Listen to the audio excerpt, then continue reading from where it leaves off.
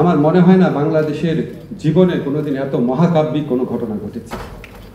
এত বড় যে জুলাই, সেটা কোনোদিনও সেটা বিস্তৃত হবে না, এটা আমার দৃঢ় বিশ্বাস। এবং বাংলাদেশের জুলাই কখনো ব্যাহত হবে না, এটাও আমার দৃঢ় বিশ্বাস। আমি জানি, ধরেন আপনাদের জায়গায় যখন আমি ছিলাম, সরকারের দায়িত্ব পালন করতে পারতাম না, সব কথা আমি বলতে পারতাম। আমরা সব কথা বলতে পারি না, কিন্তু আপনাদেরকে একটা জিনিস বলি, আমাদের আসলে খুব বেশি হতাশ হওয়ার কারণ নাই। আমি আপনাদেরকে বলি, আমরা যখন সরকারের দায়িত্ব নিয়েছিলাম, আমাদের চিন্তা ছিল বিচারের কথা, সংস্কারের কথা, আমাদের জুলাইয়ের ভাইদের পুনর্বাসনের কথা, আর তারপর সুষ্ঠু নির্বাচনের কথা।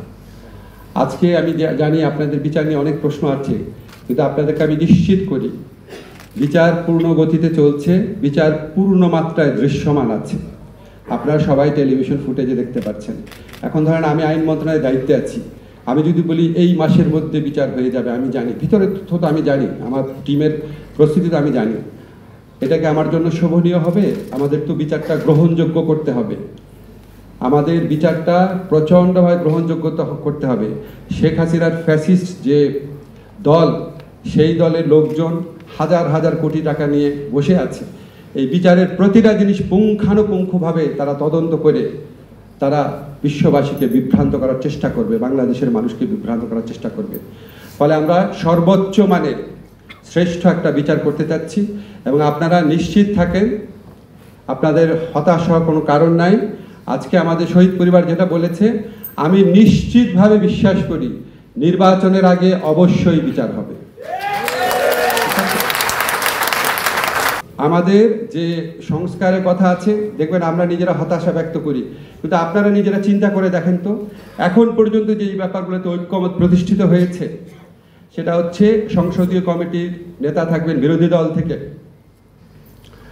সরকারের যে প্রধান থাকবেন তার মেয়াদ হবে 10 বছরের, তারপরে আমরা উচ্চ কক্ষ নিয়ে আলোচনা করছি, পিআর হয়ে যাবে আমি দৃঢ়ভাবে বিশ্বাস করি।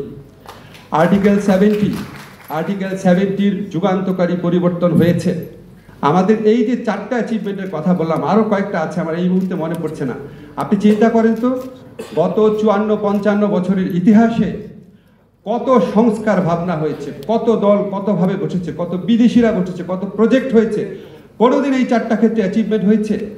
আমি মনে করি এটার পাশাপাশি পিআর, উচ্চকক্ষে পিআর, এটার পাশাপাশি যখন আমাদের কনস্টিটিউশনাল কমিশন হবে, যে আমরা নির্বাচন কমিশন, আমরা পাবলিক সার্ভিস কমিশন, আমরা এই ধরনের কয়েকটা নিয়োগ হবে সাংবিধানিক কমিশনের মাধ্যমে, আমি মনে করি ইনশাআল্লাহ এগুলি হবে, এবং এর ফলে বাংলাদেশের চেহারা আমরা যতটা আশা করি ততটা না হোক অনেকটাই পরিবর্তিত হবে, যেটা আগে কখনো হয় নাই। আমাদের অনেকের হতাশা আছে, আমাদের যারা শহীদ পরিবার আছে, যারা আহত আছে, ওনাদের পুনর্বাসন নিয়ে। এটা একটা আমার কাছে মাঝে মাঝে মনে হয় ওনাদের পুনর্বাসন শব্দটাও বোধহয় অ্যাপ্রোপ্রিয়েট না। যেই স্যাক্রিফাইস ওনারা করেছে, কোটি কোটি টাকার অনুদান, 10-12 জনকে চাকরি দিয়েও কোনোদিন আমরা তাদের ঋণ শোধ করতে পারবো না।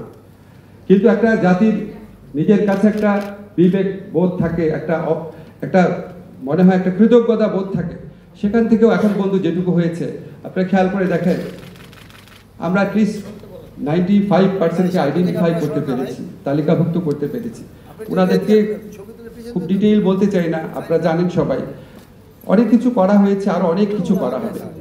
নির্বাচনের লক্ষ্যে আমরা বলতে চাই আপনাদেরকে, ইনশাআল্লাহ আগামীতে বাংলাদেশে যে নির্বাচন হবে, আমাদের প্রচেষ্টা আছে এটা বাংলাদেশের ইতিহাসের শ্রেষ্ঠতম নির্বাচন হবে। এবং আমরা আমাদের একটা জিনিস মনে রাখবেন, আমাদের অপরাধ বোধটা অনেক বেশি। আপনাদের কষ্ট আছে, আপনাদের মনে হচ্ছে এটা হচ্ছে না কেন, এটা হচ্ছে না কেন, আর আমাদের প্রচণ্ড অপরাধ বোধ কাজ করে। যখন জুলাইয়ের কথা মনে পড়ে, জুলাইয়ের স্মৃতিগুলো চোখে ভাসে, মনে হয় আমাদের অনেক কিছু করা দরকার, অনেক কিছু করার ছিল। এই যে তাগিদ, এই তাগিদ কখনোই ম্রিয়মান হবে না। ওয়ালটন এখন দেশের সীমানা পেরিয়ে পৌঁছে গিয়েছে 50টিরও বেশি দেশে। ওয়ালটন, ঘরে ঘরে বিশ্বজুড়ে।